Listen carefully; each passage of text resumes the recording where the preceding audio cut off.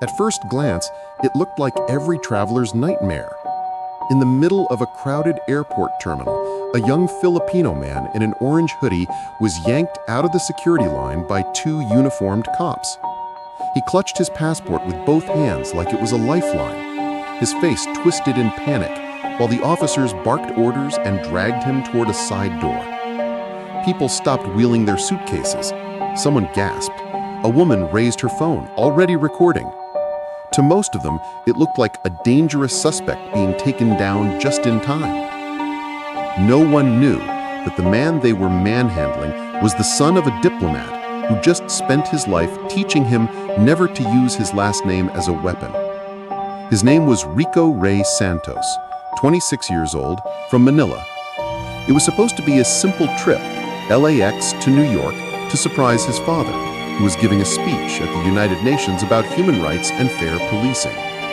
Rico had planned it for months, saving from his entry-level design job.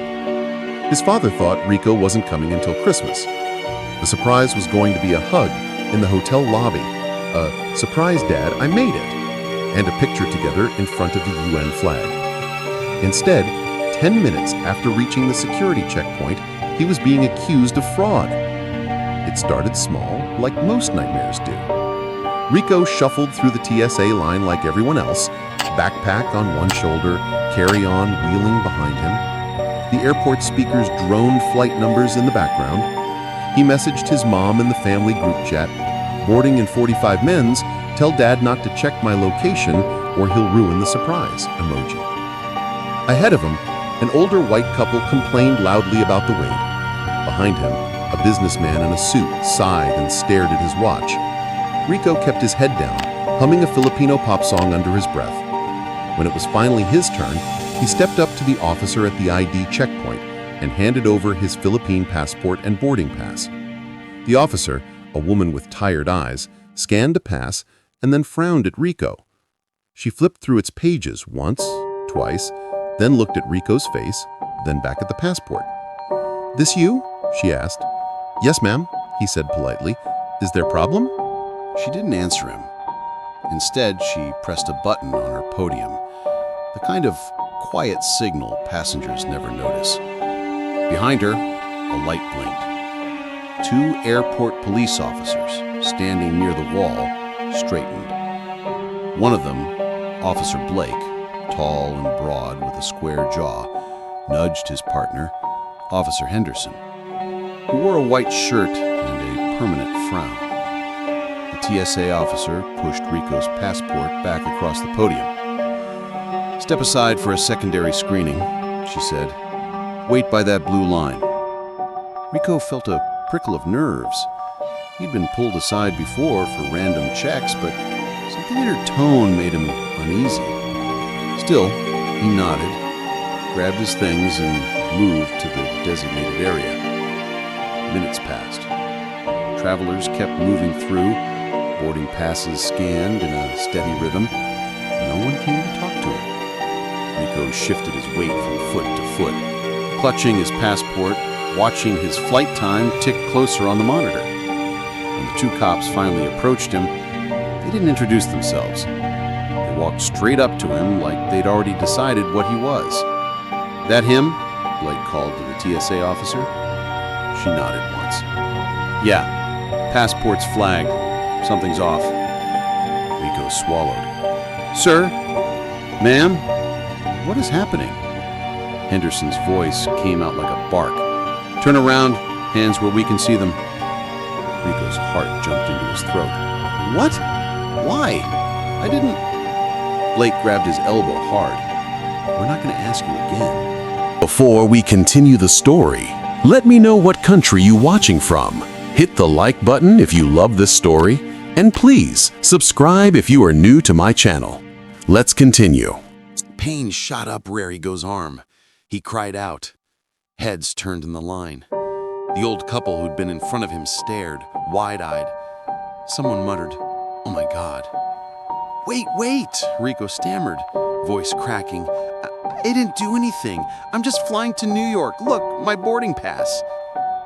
The boarding pass slipped from his shaking hand as Henderson seized his other arm.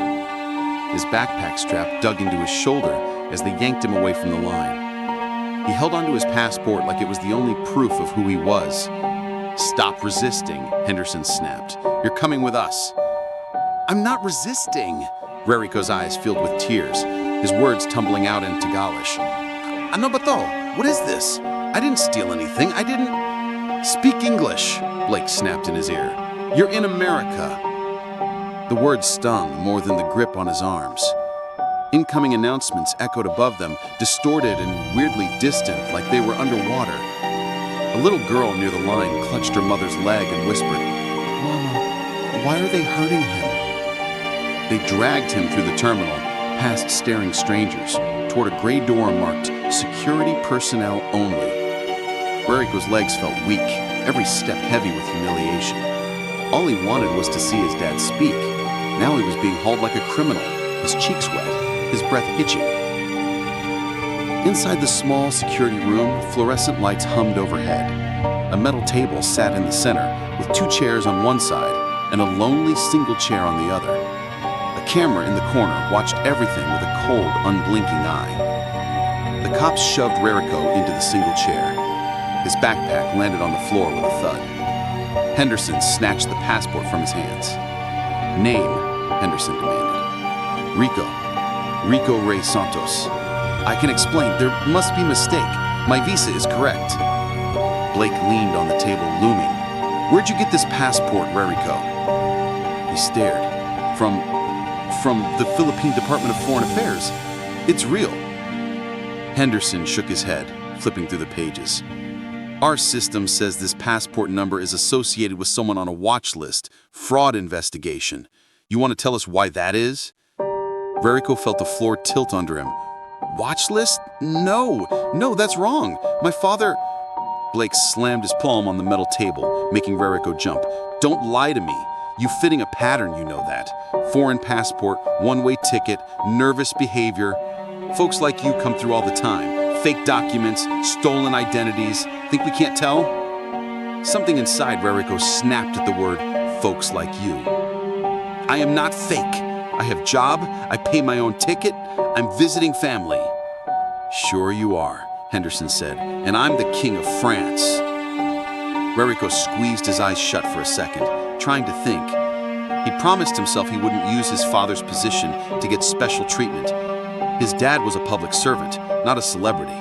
He'd grown up hearing, "Rerico, our job is to serve, not to act like we're above anyone." But sitting there with his wrists aching and his chest tight, he realized this wasn't about getting special treatment.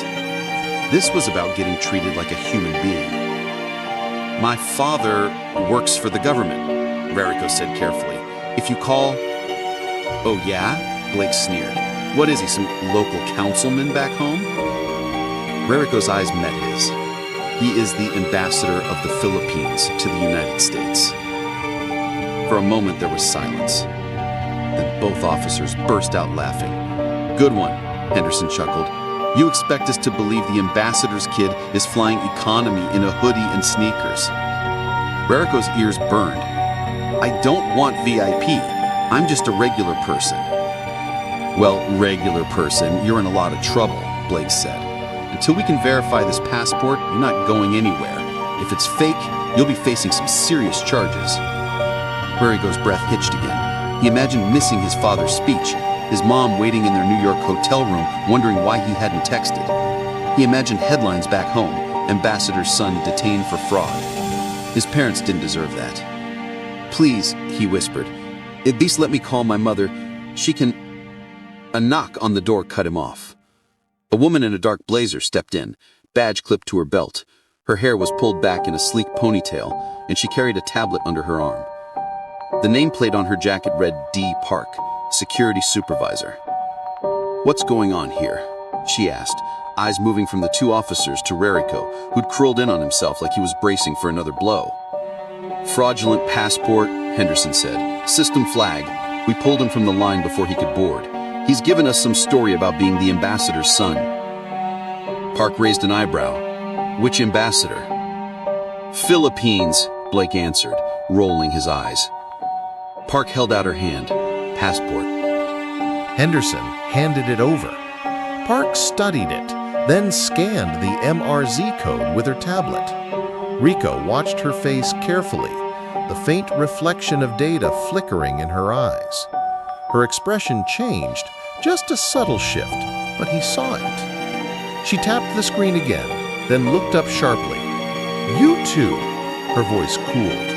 "Who authorized you to drag him out of the line like that?" "Ma'am," Blake frowned, "we were following protocol. Suspicious behavior. Fraudulent document." "This passport isn't fraudulent. It's flagged because it's linked to a red status profile in our VIP diplomatic database." "VIP what?" Henderson asked, confused. Park turned the tablet toward them. On the screen, next to a photo of Rico taken a year ago at a formal event, was a line of text in bold. "Dependent of Ambassador Arturo Santos, Republic of the Philippines. Status, diplomatic family, high priority." Blake's mouth fell open. Henderson's grip on the back of the chair loosened. Rico just stared, his tears still drying on his cheeks. He said, I told you, you didn't believe me." Park's jaw tightened. She looked at Rico, and the anger in her eyes wasn't for him. "Mr. Santos, are you injured?" He swallowed. My arms hurt a little. They pulled very hard." Park turned back to the officers, voice like ice. "You physically restrained a diplomat's son without confirming the flag first. Do you realize how serious that is? Do you understand what kind of complaint his family could file? Not just with the department, but with the State Department." Color drained from Blake's face. Henderson took a small step back. We thought it was a fraud hit," Henderson stammered. "He looked nervous. He didn't speak English clearly at first." "Oh, so an Asian man nervous at airport is enough for you," Park cut in. "You saw his face and built your whole story around it. That what you're telling me?" Rico looked down at his hands. His knuckles were white. Part of him wanted to stand up and yell, to tell them how humiliating it felt to be dragged like that, to hear people like you thrown at him like a slur. Another part of him just felt tired. Blake's eyes were wet. He hadn't expected that. He'd imagined maybe paperwork, a slap on the wrist, not an international incident. Not finding out that the young man he'd treated like a criminal had grown up stepping quietly around embassies and conference rooms where world leaders shook hands. I'm sorry," Blake said low. We were trying to keep the airport safe." "And who keeps people like him safe from you?" Park shot back. The question hung in the air like smoke. Rico slowly stood, his legs still shaky. He said, "I don't want problem for anyone. I just want to catch my flight. My father, he doesn't even know I'm coming. I want to surprise him before his speech. He's talking about police accountability." Blake flinched like he'd been slapped. Park took a breath, then nodded at Rico. "You'll make your flight, Mr. Santos. I will personally escort you to the gate, and I will be filing a report about what happened here." She handed his passport back with both hands, a small gesture of respect.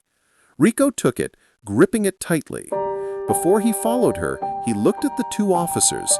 Their shoulders had slumped, eyes glossy with shame. For a second, he imagined his father in their place, if someone had judged him like that when he first arrived in America. "I don't want you to be in trouble because of me," Rico said quietly, surprising himself. I just want you to remember that not everyone who looks nervous is lying.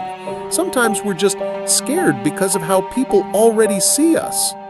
Blake swallowed hard.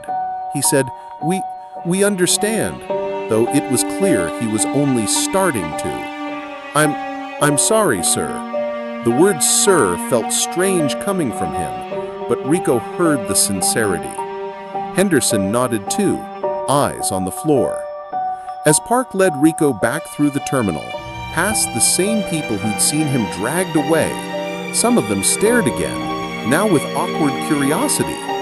The woman who had recorded lowered her phone, unsure if she should apologize or pretend nothing had happened. Rico clutched his passport and walked on. He wasn't a suspect anymore. He was a VIP, a diplomat's son, a possible scandal, quietly escorted past the gate. But the thing that stuck with him wasn't that the cops cried when they realized who he was. It was the fear that if he'd just been a regular Filipino tourist with no powerful father behind his name, nobody would have rushed in to correct the mistake. That thought hurt more than their hands on his arms ever had. Thank you for watching to our Badge and Justice stories. If you want to watch more stories like this, click the videos above. See you again tomorrow.